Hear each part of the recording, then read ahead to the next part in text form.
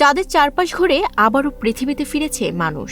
নাসার Artemis 2 mission নতুন করে মহাকাশে মানুষের স্বপ্নকে জাগিয়ে তুলেছে। কিন্তু এখন সবার মনে একটাই প্রশ্ন, এবার কি সত্যি চাঁদে মানুষের বসবাস সম্ভব? অরায়ন মহাকাশযানে 4 নভোচারীর এই সফল যাত্রা শুধু একটি মিশন নয়, বরং ভবিষ্যতের মহাকাশ অভিযানের নতুন বার্তা। চাঁদের অদেখা দিকের ছবি আর নিখুঁত প্রযুক্তি যেন ইঙ্গিত দিচ্ছে মানুষ আবার চাঁদের খুব কাছাকাছি চলে এসেছে। তবে বাস্তবতা এখনো কঠিন। চাঁদের চারপাশে ঘোরা যতটা সহজ, সেখানে অবতরণ এবং বসবাস করা ততটাই জটিল। 1969 সালে প্রথম চাঁদে মানুষ নামার পর মনে হয়েছিল দ্রুতই সেখানে বসবাস শুরু হবে, কিন্তু তা হয়নি। এবার নাসার লক্ষ্য ভিন্ন চাঁদে স্থায়ী ঘাঁটি তৈরি করা এবং নিয়মিত মিশন চালানো। কিন্তু সবচেয়ে বড় চ্যালেঞ্জ হলো ল্যান্ডার, জ্বালানি এবং মহাকাশে সেই জ্বালানি সংরক্ষণ ব্যবস্থা। স্পেস এক্সে ও ব্লু অরিজিন কাজ করলেও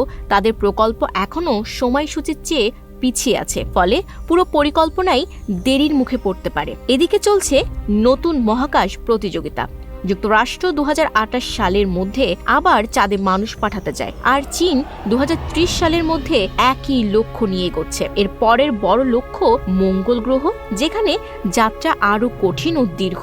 সব চ্যালেঞ্জের পরও আশার আলো আছে, কারণ এখন মহাকাশ অভিযানে সরকারি সংস্থার পাশাপাশি বেসরকারি কোম্পানিও বড় ভূমিকা রাখছে। ধীরে ধীরে প্রযুক্তি এগোচ্ছে, বাড়ছে সম্ভাবনা। হয়তো একদিন সত্যিই মানুষ চাঁদে বসবাস করবে। Desk report, news flash 71।